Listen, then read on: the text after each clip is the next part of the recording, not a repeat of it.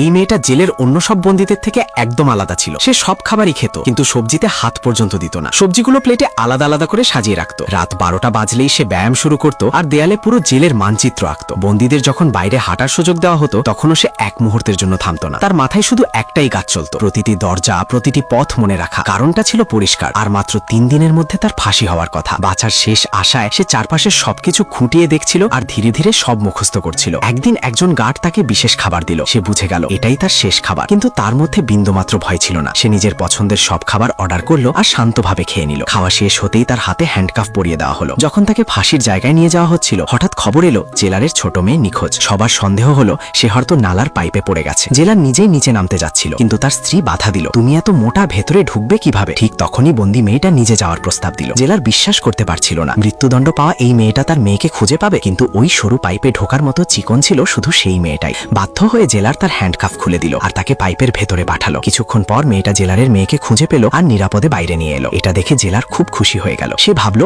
এত সাহসিকতার জন্য তাকে বড় পুরস্কার দেওয়া উচিত। তাই সে মেয়েটার ফাঁসি পিছিয়ে দেওয়ার সুপারিশ করার সিদ্ধান্ত নিল। এটাই ছিল মেয়েটার প্রথম চাল। ভেতরে ভেতরে সে হাসছিল। পরের দিন সে তার দ্বিতীয় পরিকল্পনা শুরু করলো। সব বন্দী গোসল শেষ করে বের হয়ে গেলে সে ইচ্ছে করে বাথরুমেই থেকে গেল আর পালানোর রাস্তা খুঁজতে লাগলো। কিন্তু সে জানতো না একজন মাতাল গার্ড চুপচাপ তাকে দেখছিল। যখন গার্ড দেখলো ভেতরে শুধু মেয়েটাই আছে, তার খারাপ উদ্দেশ্য জেগে উঠল। সে বলল, মেনে নাও, আমাকে এত কষ্ট দিচ্ছ কেন? মেয়েটা ভয় পেয়ে গেল আর দ্রুত বাইরে পালাতে চাইল, কিন্তু ততক্ষণে দরজা বন্ধ হয়ে গেছে। ওদিকে অন্য বন্দীরা খেয়াল করলো মেয়েটা নেই। তারা জিজ্ঞেস করলো শেষবার কে দেখেছিল তাকে। একজন বলল, আমি তাকে বাথরুমে দেখেছিলাম।